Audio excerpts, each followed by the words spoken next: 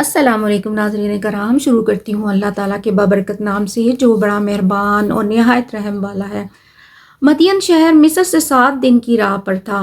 حضرت موسیٰ علیہ السلام راستہ نہ جانتے تھے، مگر اللہ تعالیٰ نے انہیں سیدھی راہ پر چلا دیا اور وہ مدین جا پہنچے۔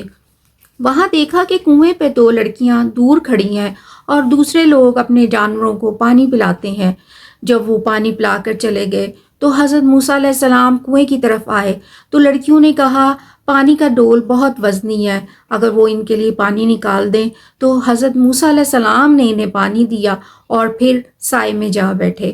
لڑکیاں واپس گھر گئیں تو اپنے والد کو بتایا کہ مسافر نے بکریوں کے لیے پانی نکالا۔ یہ لڑکیاں حضرت شعیب علیہ السلام کی بیٹیاں تھیں۔ جب حضرت شعیب علیہ السلام نے سنا تو کہا کہ انہیں بلا لاؤ تاکہ میں ان کی مزدوری دوں۔ بڑی بیٹی جس کا نام صفورہ تھا وہ انہیں بلانے آئی کہ میرا باپ مزدوری دیا چاہتا ہے۔ تو حضرت موسیٰ علیہ السلام ان کے پیچھے چلے، مگر تھوڑی دور جانے کے بعد لڑکی کو منع کیا کہ تم پیچھے چلو اور راستہ بتاتی جاؤ۔ آ کر وہ حضرت شعیب علیہ السلام سے ملے اور ان کے اخلاق سے بہت متاثر ہوئے اور ان کو تمام احوال اپنا بتایا۔ حضرت موسیٰ علیہ السلام نے تمام حال مصر اور قبطی کا قصہ بیان کیا تو انہوں نے کہا کہ شکر ہے اللہ نے آپ کو ظالموں سے نجات دی۔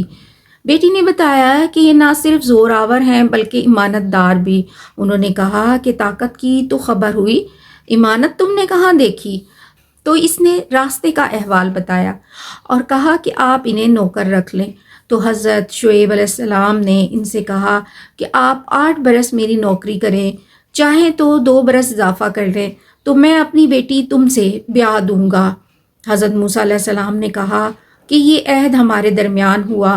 تو حضرت شعیب علیہ السلام نے بطور مہر 10 برس کا کام کرنا ٹھہرایا اور اپنی بڑی بیٹی کا نکاح ان سے کر دیا۔